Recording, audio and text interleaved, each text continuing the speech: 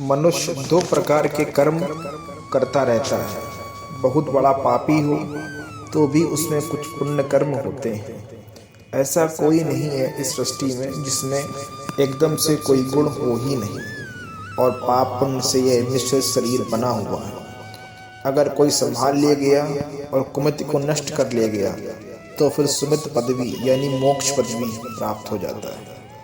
फिर वह पाप पुण्य दोनों से ऊपर उठ जाता है। नहीं तो अक्सर देखा जाता है बड़े से बड़े गुणवान में भी कोई ना कोई दोष होता है, और बड़े से बड़े दोषी में भी कोई ना कोई गुण होता है। यह गुण दोष में सृष्टि की रचना हुई है। जड़ चेतन गुण दोषमय विश्व कीन करतार, संत हंस गुण गहीं पय परिहरि वरि विकार।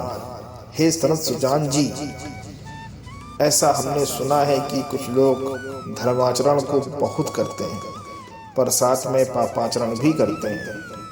तो क्या धर्माचरण से पापाचरण नष्ट हो जाता है? संत सुजान जी ने कहा, पाप पुण्य की गति, धर्म और अधर्म अर्थात पाप और पुण्य, इसके दो मार्ग हैं।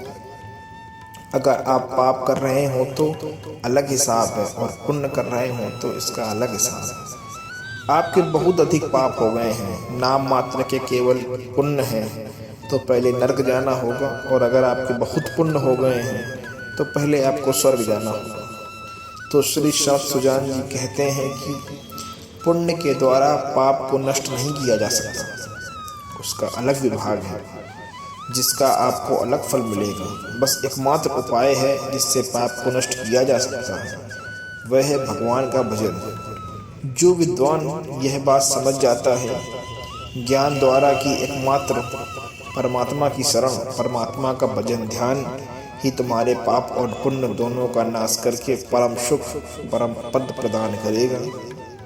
यह शास्त्रों में प्रचलित बात है। अगर जो ऐसी बात नहीं मानता तो वह देहा अभिमानी मनुष्य पुण्य और पाप दोनों का क्रमशः फल भोगता ही रहेगा। जब से सृष्टि रची गई तब से आज तक यह विधान चल रहा है। यही पाप पुण्य का क्रम है। इस प्रकार पुण्य बढ़ा तो स्वर्ग, पाप बढ़ा तो नरक। स्वर्ग और नरक दोनों स्थिर हैं, यह अविनाशी नहीं है।